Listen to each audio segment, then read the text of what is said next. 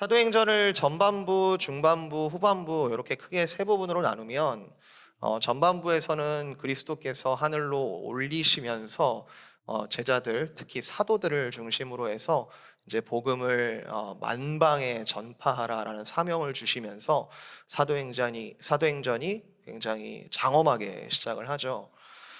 베드로를 중심으로 하는 사도들로부터 이제 중반부로 오면은 한 명의 이제 인물이 급부상하게 되는데, 사도 바울 사도의 이야기가 이제 회심의 이야기로부터 시작해서 이제 여러 전도 여행으로 이제 이어지게 됩니다.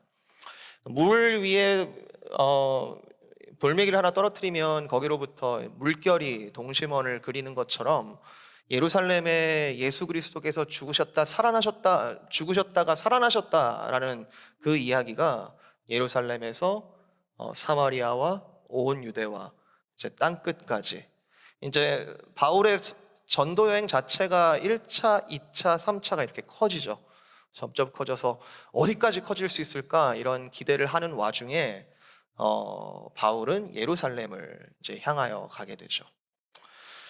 말 그대로 사도행전에서 보여지는 복음의 전파 과정은 거침이 없습니다. 어떻게 이런 일이, 어떻게 이런 전파가, 그리고 하나님께서 하신 일들이 참 놀랍다, 이제 이렇게 읽어가는 와중에, 지난주에 보았지만 바울이 예루살렘을 향하여 갔다는 것은 예루살렘이 끝이라는 말이 아니죠.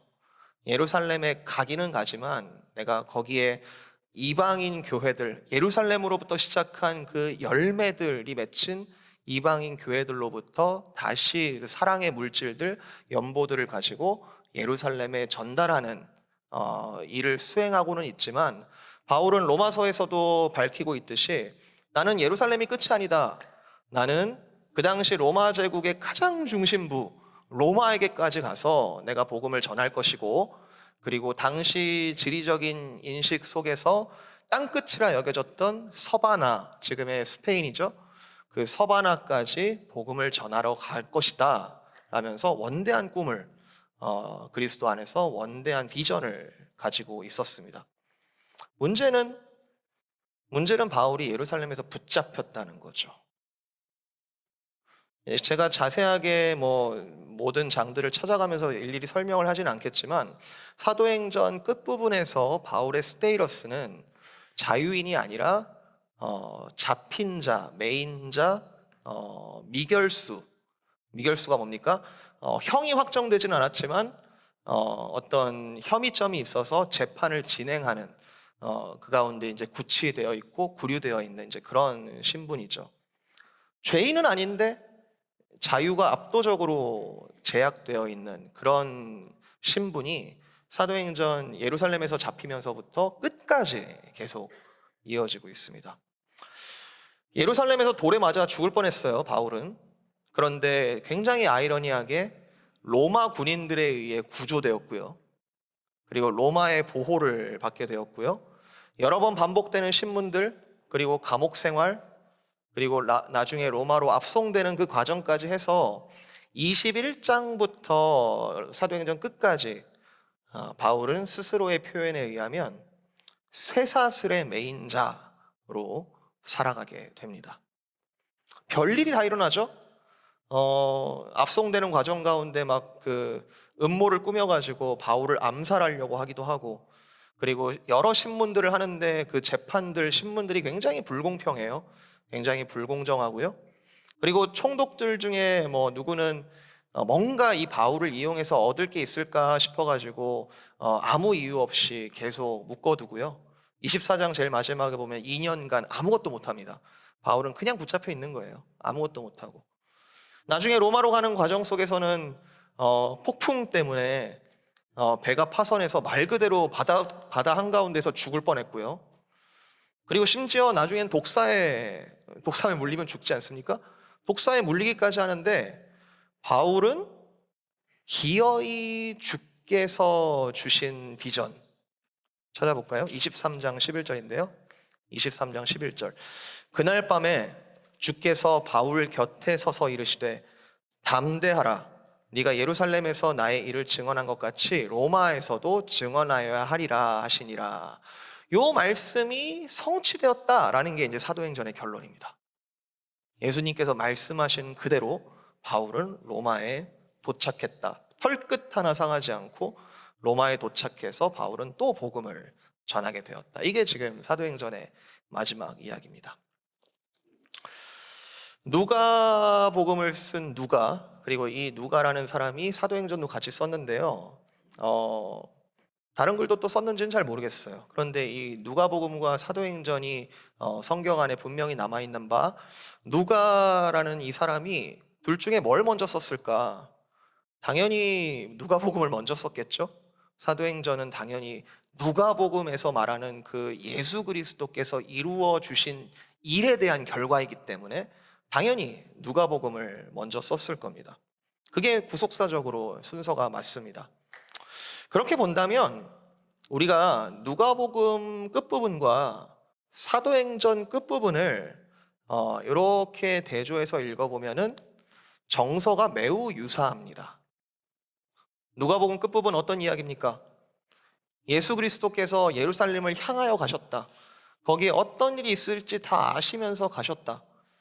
그 가운데 대적들을, 수많은 질문들, 우리 바리새인들, 서기관들, 종교 지도자들, 많은 핍박과 대적을 하는 그 이들을 다 만나셨고, 핍박받으시고 매인자 되셨고 달린 자 되셨고 심지어 죽음에 이르셨다라는 그 분위기가 이 지금 사도행전 끝부분에 바울이 당하는 일들과 굉장히 유사하게 오버랩이 되고 있습니다. 제가 이건 짜맞추는 게 아니라 같은 저자가 썼기 때문에 당연히 그런 생각이 들지 않았겠습니까? 이 얘기가 이 얘기네. 근데 또한 동시에 결국에 죽음은 예수 그리스도를 가두지 못했고 예수 그리스도께서 죽음을 이기셔서 부활하셨다라는 그 기록이 사도행전 와서는 바울이 이 모든 환난과 핍박, 이 고난에도 불구하고 기어이 로마에게까지 복음을 전하게 되었다라는 그 이야기와 오버랩이 되는 거죠.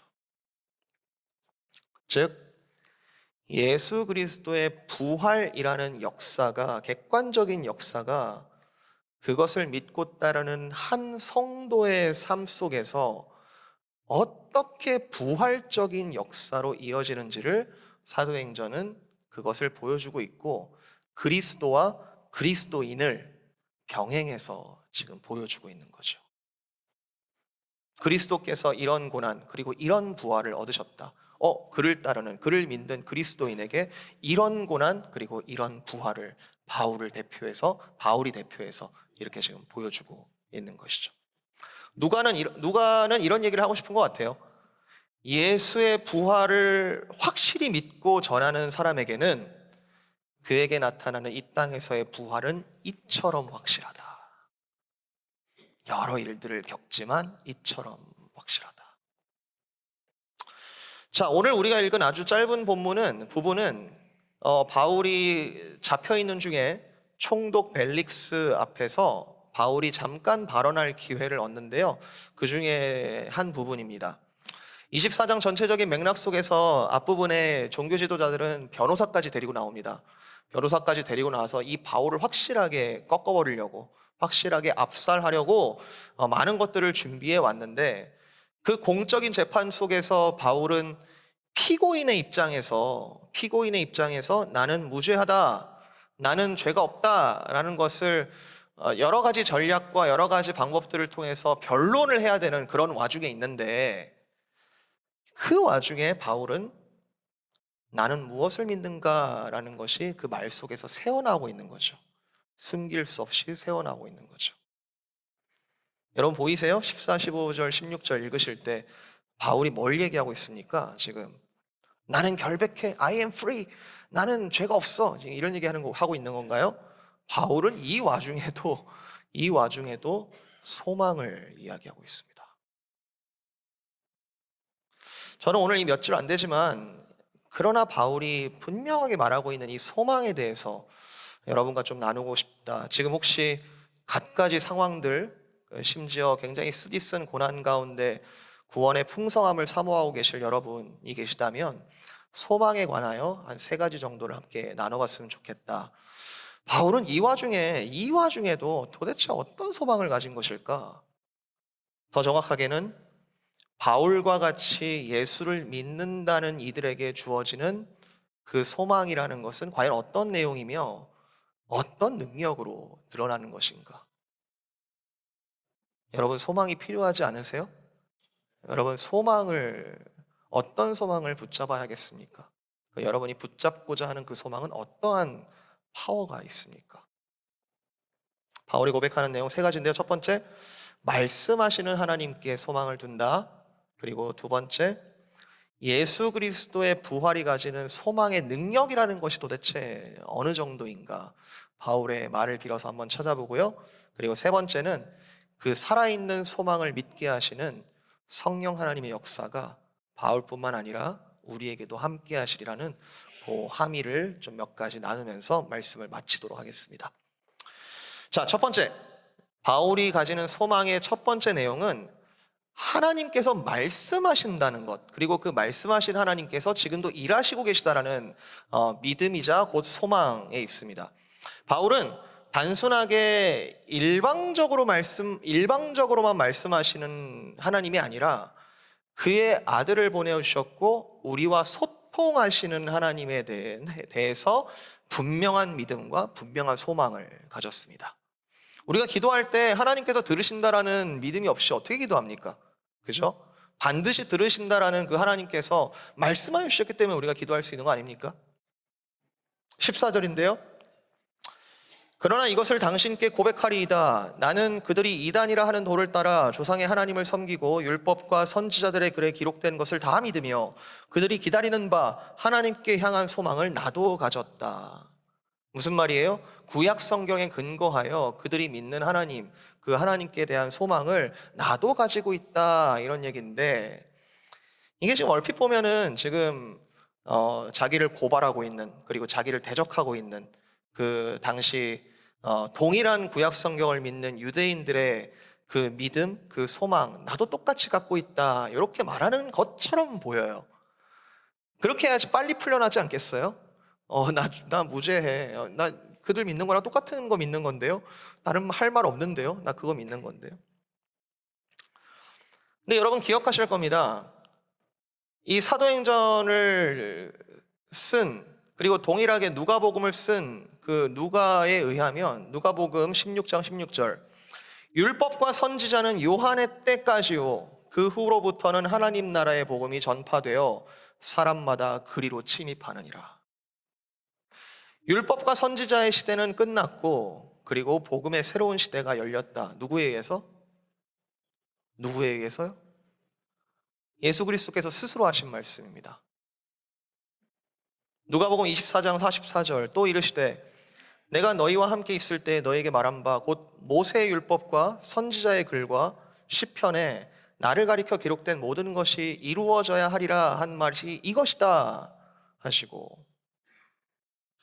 그러니까 이 14절에 말하는 율법과 선지자들의 글에 기록된 것, 이 모든 것들이 그것에 대한 약속들과 그것에 대한 기대들, 바울이 그대로 인정하는데요.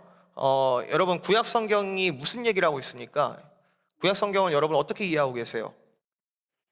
구약 성경 이 적지 않은 이 분량, 이 한 번에 다 읽을 수 없는 이 분량 속에서 하나님께서 우리에게 무엇을 말씀하십니까? 여러 가지 시대 속에서, 여러 가지 다양한 컨텍스트 속에서 여러 가지 이야기를 하셨지만 하나님께서 결국 말씀하시고 싶은 것은 내가 죽은 자를, 죽어가는 자를, 그리고 죽었던 자를 살릴 메시아를 너희에게 보내겠다. 그가 너희를 살리리라. 그 소망 아닙니까? 구약 성경을 온전히 읽었다면 그 소망을 갖게 되는 건 아닙니까? 그래, 우리에게는 소망이 없구나. 우리에게 메시아만이 우리에게 소망이구나. 그거 아닙니까? 바울이 그 얘기하고 있는 거예요. 내가 그걸 믿는다. 나도 그 소망 믿는다. 근데 그게 누구 안에서 이루어진 것을, 그리스도 안에서 이루어진 것을 나는 믿는다. 그것이 나의 소망이다.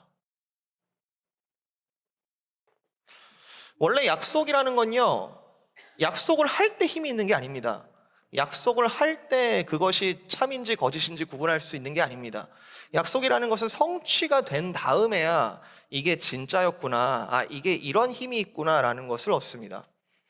약속이 약속으로만 끝나면 그 약속은 힘이 없는 거고, 그리고 결국에는 거짓말인 거예요. 안 이루어졌으니까. 근데 가끔씩 우리가 그런 상상해 보잖아요. 바울은 도대체 뭘 믿은 거야? 바울은 도대체 이 믿음의 이 수준과 이 믿음의 분량, 이 깊이는 도대체 어디서 나오는 거야? 여러분 그런 찬양 아시죠? 예수님처럼, 바울처럼 그렇게 살 수 있지 않아요. 힘들어요. 그렇게 살기가 쉽지가 않아. 근데 도대체 그렇게 그 소망하는 거잖아요. 나도 예수님처럼 살고 싶다. 나도 바울처럼 살고 싶다. 도대체 바울에게는 뭐가 있었냐는 거죠. 26장을 넘어가 보면 그런 말도 있어요. 바울, 너 좀 미친 것 같은데? 신문하는 중에 바울, 너 지금 작은 말로 나를 그리스도인 되게 하려는구나. 너 지금 미친 것 같은데? 너의 그 지식이 너를 미치게 하는도다. 이런 욕을 먹어요. 근데 뒤집어 생각해 봅시다.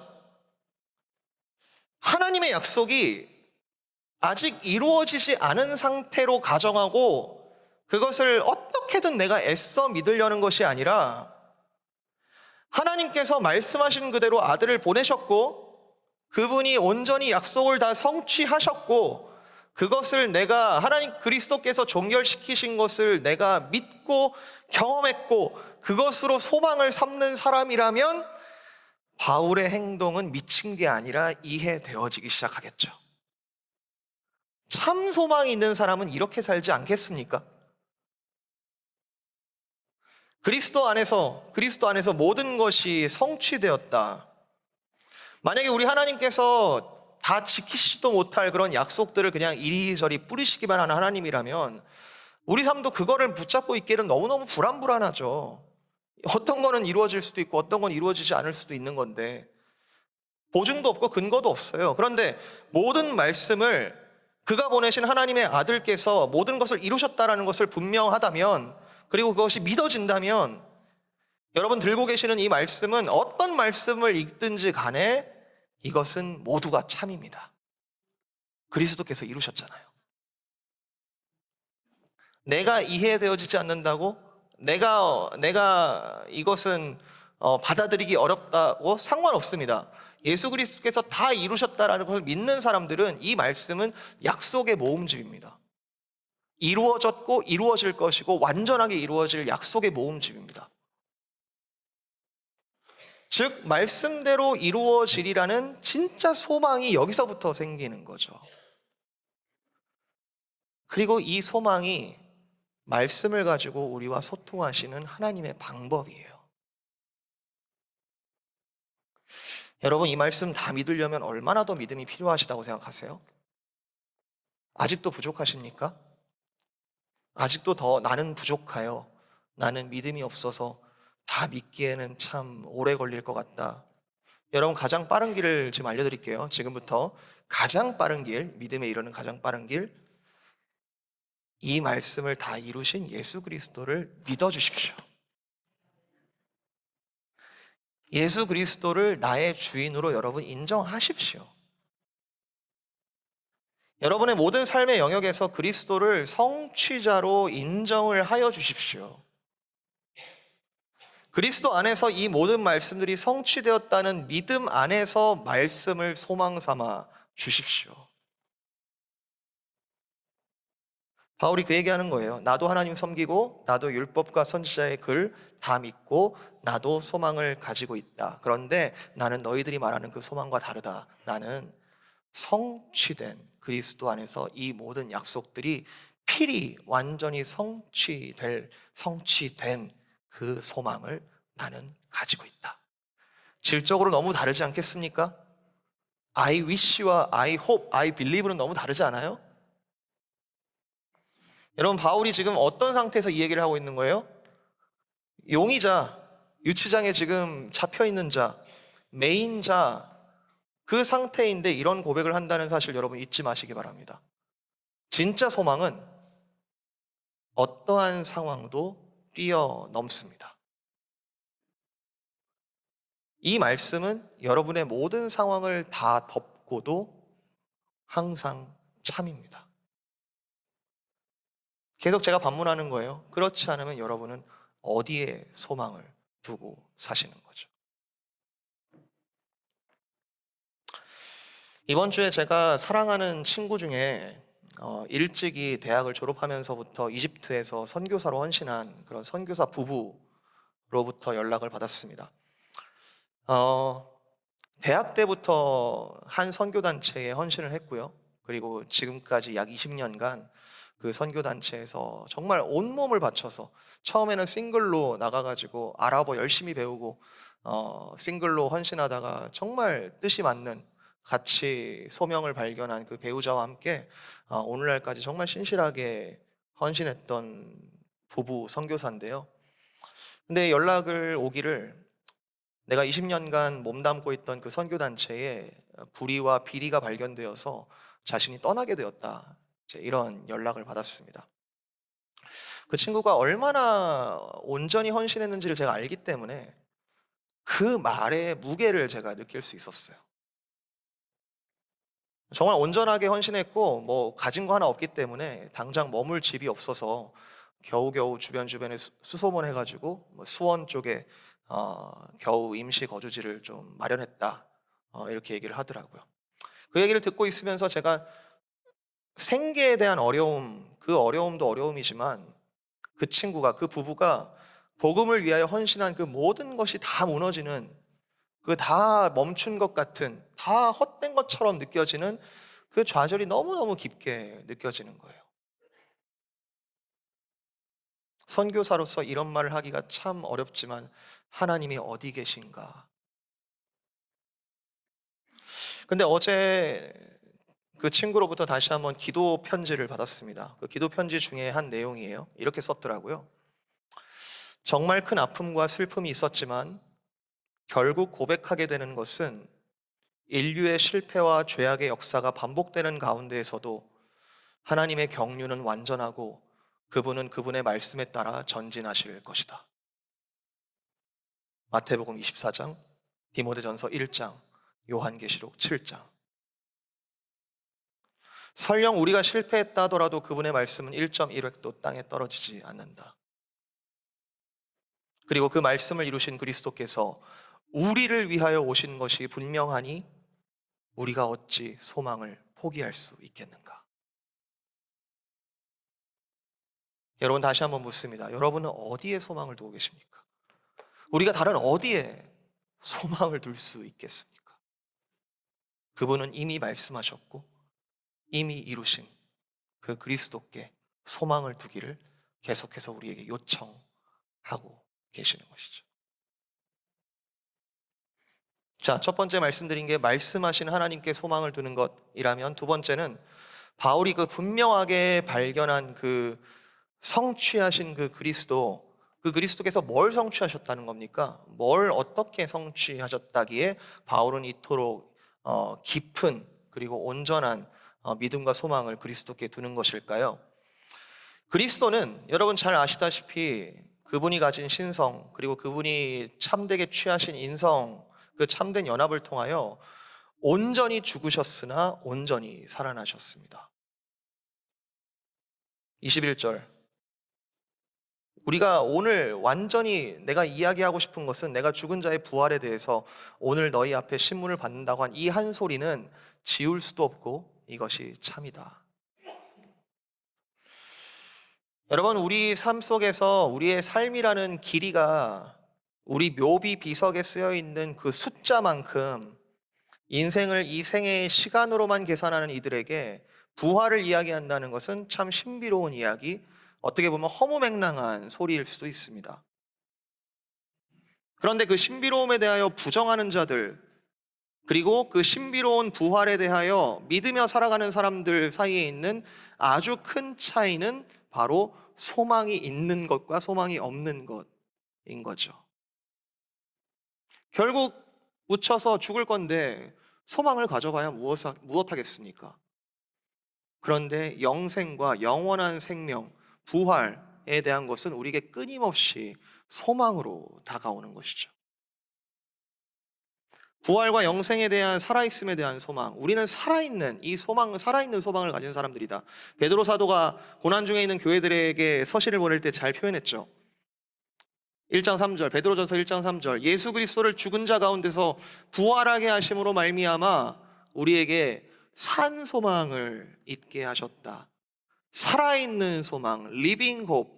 지금도 얼마든지 효과적이고 얼마든지 실제적이고 얼마든지 작동하고 얼마든지 지금도 유효하신 그 살아있는 소망을 그리스도의 부활하심으로 말미암아 우리에게 주시지 않았는가?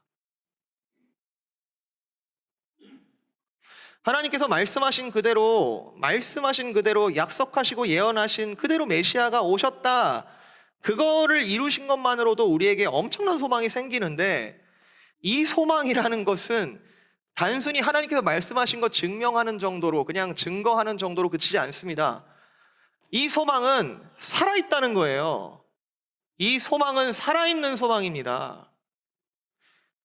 이 소망은 바울이 감옥에 갇혀있던 죽음의 여러 가지 위협 속에서도 살아있었고, 바울에게 예수님은 산 소망이었습니다. 십자가에 분명하게 죽으셨다, 분명하게 죽었다라고 믿고 있었던 그 바울이 어느 날 그 그리스도인들을 핍박하러 가는 그 와중에 살아계신 하나님을 직접 만나잖아요. 부활하셔서 살아계신 하나님을 사도행전 9장에 직접 만나지 않습니까? 그 만남, 그 예수 그리스도의 살아계심이 바울의 복음 메시지에, 바울의 삶 속에 계속 메아리치는 거예요. 여러 가지 마음이 꺾이고 믿음이 꺾이고 나를 배신하는 사람들도 생기고 여러 가지 상황들이 계속 반복되지만, 그러나 부활하신 그 주님을 내가 부정할 수 없기에 그분의 살아있는 소망이 계속 나를 끌고 가는 그 삶이 바울의 삶이죠. 여러분, 어떻게 보면 바울의 복음은 아주 심플합니다. 내가 이 땅에서 물리적으로 죽더라도 나는 내가 분명히 다시 만난 다시 살아나신 그 주님처럼 나는 그분을 분명히 배울 것이고 그분과 함께 영원히 살 것이다. 로마서 14장. 그러므로 우리는 사나 죽으나 주의 것이로다. 이게 소망 아닙니까? 이게 우리의 살아있는 소망 아닙니까? 베드로전서 한번 찾아볼게요. 베드로전서 1장 3절부터 제가 한번 읽어보겠습니다. 베드로전서 1장 3절 함께 찾아주시면 좋겠어요. 우리 주 예수 그리스도의 아버지 하나님을 찬송하리로다. 그의 많으신 긍휼대로 예수 그리스도를 죽은 자 가운데서 부활하게 하심으로 말미암아 우리를 거듭나게 하사 산 소망이 있게 하시며 썩지 않고 더럽지 않고 쇠하지 아니하는 유업을 잊게 하시다니 곧 너희를 위하여 하늘에 간직하신 것이라. 너희는 말세에 나타내기로 예비하신 그 구원을 얻기 위하여 믿음으로 말미암아 하나님의 능력으로 보호하심을 받았느니라. 그러므로 너희가 이제 여러 가지 시험으로 말미암아 잠깐 근심하게 되지 않을 수 없으나 오히려 크게 기뻐하는도다. 너희 믿음의 확실함은 불로 연단하여도 없어질 금보다도 더 귀하고 예수 그리스도께서 나타내실 때에 칭찬과 영광과 존귀를 얻게 할 것이라. 예수를 너희가 보지 못하였으나 사랑하는도다. 이제도 보지 못하고 믿고 말할 수 없는 영광스러운 즐거움으로 기뻐하니 믿음의 결국 곧 영혼의 구원을 받음이라. 무슨 말입니까?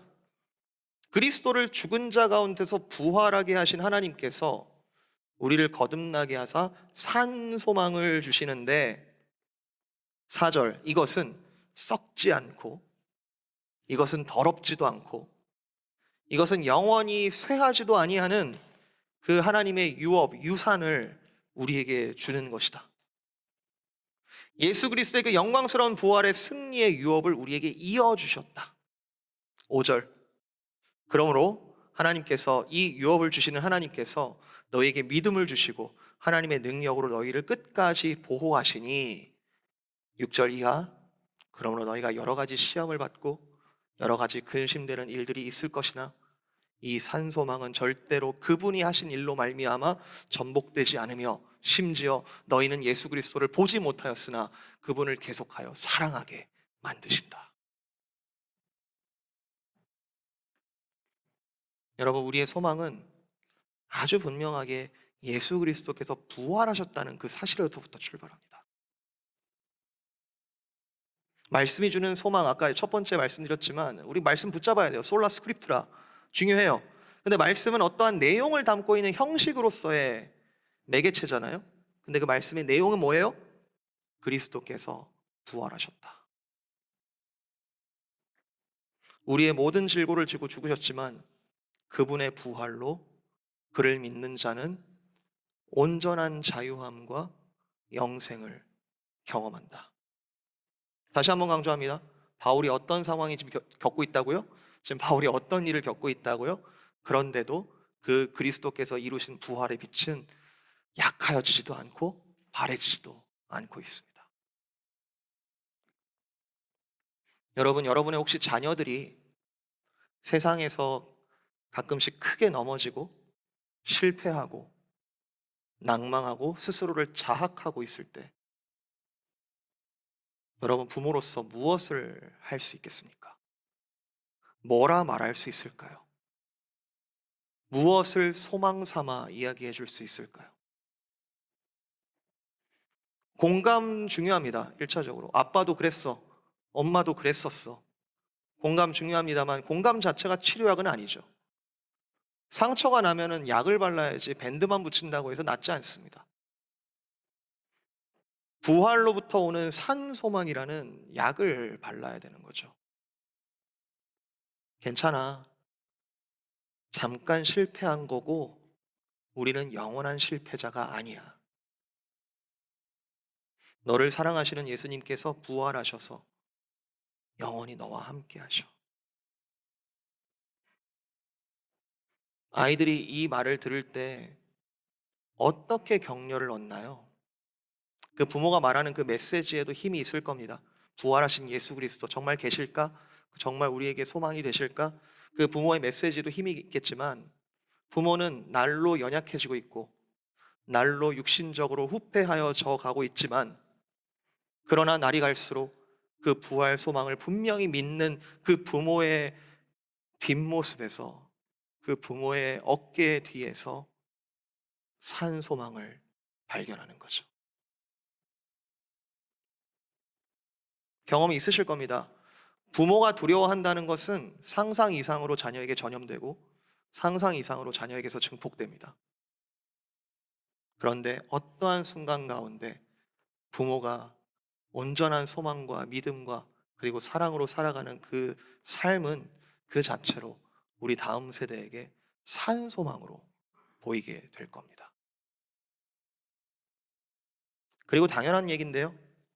우리가 정말 바라는 바, 이 땅에서의 마지막 순간이 우리가 마지막 호흡을 하는 그 순간에 우리가 살아있고 썩지 아니할 그 영원한 나라에 대한 믿음을 우리가 가질 수 있다면 저는 감히 이렇게 표현하고 싶어요.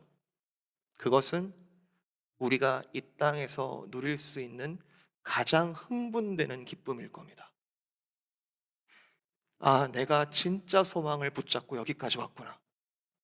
내가 헛된 것이 아니라 진짜 소망으로 잘 왔구나. 이제는 나를 위하여 예비하신 면류관이 보이는구나. 참 소망의 종착지가 이제 분명하게 보이는구나. 바울은 그 부활에 대한 소망을 바로 여기서 분명하게, 막연하게가 아니라 분명하게 믿고 있었다는 것. 우리가 발견할 수 있을 겁니다. 자, 마지막 세 번째. 16절. 이것으로 말미암아 나도 하나님과 사람에게 대하여 항상 양심의 거리낌이 없기를 힘쓰나이다. 이것으로 인하여 나는 하나님과 사람에 대하여 오늘 내가 서 있는, 내가 걸어가는 이 자리에 대하여 성령의 인도하심을 따라서 양심의 거리낌 없이 살아갈 것을 힘쓸 것이다. 지금 바울이 어느 상태에서 이야기하고 있다고요? 지금 제가 계속 반복하는데 바울이 지금 어떤 상황에서 지금 이 얘기를 하고 있다고요? 사람이 사람답게 진리와 사랑과 기쁨으로 충만하게 되는 그 살아있는 소망을 나는 지금 누리겠다. 이쯤 되면 상황이라는 것은 그렇게 중요한 팩터가 아니에요. 바울에게 있어서 상황이라는 것은 어떠한 상황이 오더라도 바울에게 있어서는 이 상황이라는 게 그렇게 중요해 보이지 않습니다. 어떠한 상황도 부활 소망에 대한 빛을 조금도 가릴 수가 없습니다. 바울이 로마에 도착할 때까지 단 한 번도 믿음이 흔들리지 않았을까요? 단 한 번도 마음이 흔들리지 않았을까요? 그 또한 인간이기에 힘든 순간들, 또 낭망하는 순간들, 정말 마음이 꺾이는 일들이 없지 않았겠지만 성령 하나님의 이 부활 소망이 주는 산 소망이 주는 성령 하나님의 인도하심에 따라 아주 넘어지지 않게 하셨으리라는 것, 우리가 사도행전의 마지막 이야기까지 보는 겁니다. 예수 그리스도의 영, 성령의 인도하심이 그를 확실히 인도할 소망이 있는 것이죠. 그래서 성도들은 여러분 매일매일 성령께서 인도하여 주시기를 소망하는 사람들입니다. 맞나요? 성도들은 내가 오늘 잘 계획하고 내가 오늘 어떻게 살지를 잘 판단하여서 쳐내고 이거는 취하고 이렇게 해서 살아가는 사람이 아니라 매일 이 산소망 가운데 성령께서 인도하시기를 소망하는 사람들이죠. 해주시면 좋고 안 해주시면 어쩔 수 없는 게 아니라 그리스도의 부활하심이 너무 분명하고 너무 분명하게 믿어지는 사람들에게는 성령의 인도하심이라는 것은 마술적인 이야기가 아니라 너무 분명한 삶의 새로운 차원이거든요. 그게 맞거든요. 그게 진짜거든요. 그 부활이 믿어지는 사람들은 상황이 크게 변하면 그때그때 이렇게 하면 안 되는구나, 이렇게 하면 어떻게 해야 되지, 그때그때 무엇을 할지를 막 기민하게 바꾸는 사람들이 아니고 끈질기고 묵묵하게 하나님의 이미 있었던, 이미 이루신, 그리고 앞으로도 우리에게 이루실 그 뜻을 묵묵하게 구하는 사람들 아닙니까? 세상이 아무리 아우성을 쳐도 새벽 미명에 예수 그리스도께서 기도하러 산에 오르셨던 것처럼 성도는 믿음으로 기도합니다. 산소망을 가지고요. 기도라는 게 이단 종교들처럼 어떤 수준이 돼야, 어떤 위치가 돼야, 어떤 지경에 이르러야만 그런 사람들만 하는 게 아니고 부활하신 그리스도와의 끊임없는 소통이죠. 저는 목회자이고 저는 설교자로서의 그 콜링 가운데 최선을 다해 살아가는 사람이지, 제가 여러분 모두의 삶에 여러분의 하나하나의 컨텍스트, 그리고 여러분의 아주 전문적인 그런 분야들을 다 잘 이해하지를 못합니다.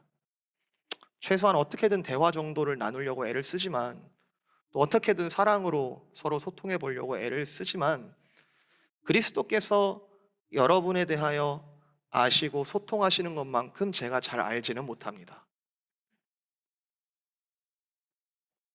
그러나 예수 안에 모여 있다가 성령으로 파송된 제자들처럼 여러분 삶의 구석구석에서 분명한 믿음 가지고 성령께서 아주 세심하게 인도하고 이끄시면서 여러분을 앞으로 빚어가시고 여러분을 앞으로 종국에는 하나님께 영광을 돌리게 하시리라는 그 믿음과 소망에는 저는 변함이 없습니다. 이건 제 확신이 아니라 그리스도의 확신입니다.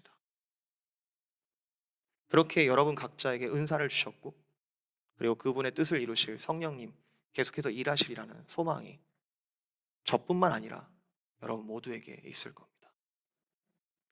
바울은 바울의 삶을 걸어갈 거고요. 걸어갔고요. 저도 제 삶을 걸어갈 겁니다. 여러분도 여러분의 삶을 걸어갈 거예요. 그런데 부활하신 그리스도께서 우리의 인생들을 그렇게 인도하고 계시는 중입니다.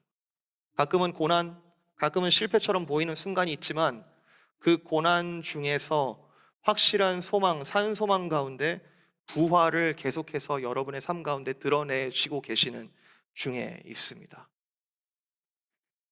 여러분의 삶은 어떠하십니까? 정말 내가 당하는 어떤 고난보다도 부활하신 주님이 더 크시다는 것 여러분 인정하십니까? 하나님께서 우리에게 은혜를 주신다면 이 정도는 해주실 수 있어야 하나님 아닙니까? 아까 자녀 얘기도 드렸지만 여러분 주변에 고난당하고 있는 지체들, 여러분 주변에 고난당하고 있는 성도들, 아니면 하나님을 온 인생으로 막 버둥거리면서 찾고 있는 모든 이들에게 여러분은 어떠한 소망을 이야기하실 수 있으시겠습니까? 이러한 바울의 처지 속에서도 일하시는 하나님을 인정한다면 오늘 성령님께서는 저와 여러분을 어떻게 사용하시겠습니까? 세 가지 말씀드렸어요.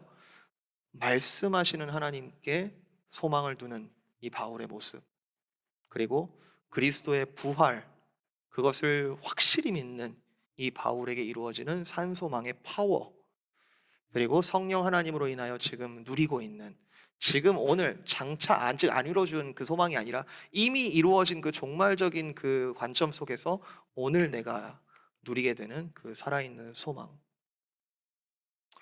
저는 기쁨의 교회가 모든 성도들이 소망에 사로잡힌 교회, 모두 소망에 사로잡힌 성도들 되셨으면 정말 좋겠습니다.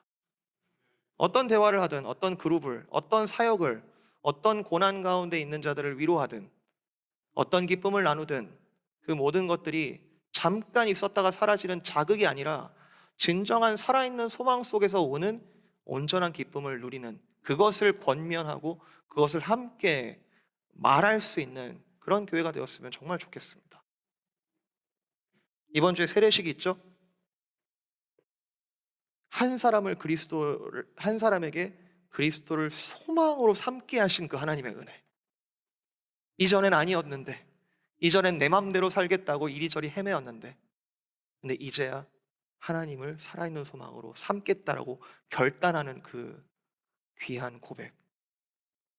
하나님께서 많이 기뻐하실 것이고, 그리고 다시 한번 회개로 나아가는 저와 여러분에게도 하나님께서 동일하게 기뻐하시리라 믿습니다.